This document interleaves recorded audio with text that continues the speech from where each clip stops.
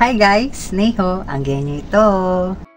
So, for my today's video ay pag-uusapan natin ang tungkol sa introduction video. Ano nga ba ang introduction video sa pag-a-apply as a domestic helper dito sa bansang Hong Kong? After natin na makapag-report at maipasa ang mga requirements natin sa napili nating mga agencies, kung saan ipe-prepare nila tayo sa ating introduction video. Nilalaman nito ang tungkol sa ating mga sarili, skills, at ang ating mga past experiences. Huwag ka mag-alala at bibigyan naman nila tayo ng ating mga reviewers kung saan ito yung ating kakabisaduhin bago nila tayo isalang para sa ating video.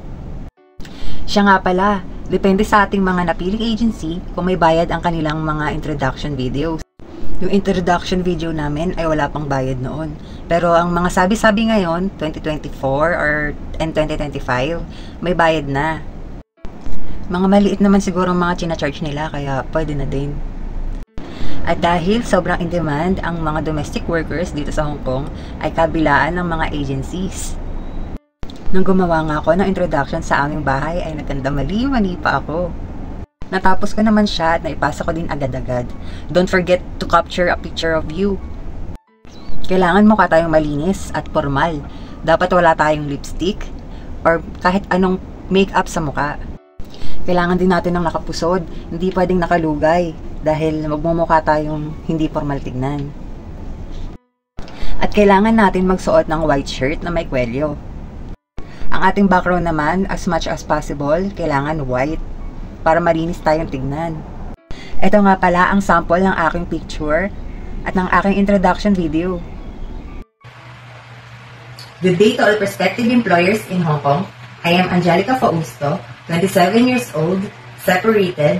I have 2 children, both girls, ages 7 and 2 years old. My father's name is Joel Fausto. My mother's name is Armenia Fausto. I have 1 sister. I am first in the family. I am a Roman Catholic. I live at Disingatan, province of Cagayan Valley. I am a college level. I took a practical nursing. I only finished first year.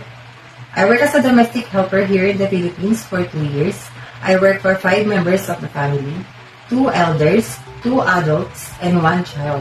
My duties are taking care of elders, taking care of child, cooking foods, cleaning the house, washing dishes, laundry, ironing, car washing, marketing, simple gardening. I want to work in Hong Kong because I want to earn high salary to help my family here in the Philippines. To all prospective employers in Hong Kong, please choose me as your domestic helper. I will promise that I will do my duties and responsibilities, and I will follow your rules and regulations. Thank you and God bless. Siguraduhin lang natin na malinis ang ating pagkakabigkas para maintindihan tayo ng maayos ng ating mga future employers. And most of all pala, kailangan black ang ating hair, maiksi ang mga kuko at walang nail polish. Hope na may natutunan kayo sa aking video ngayon. Sa susunod na lang. Bye!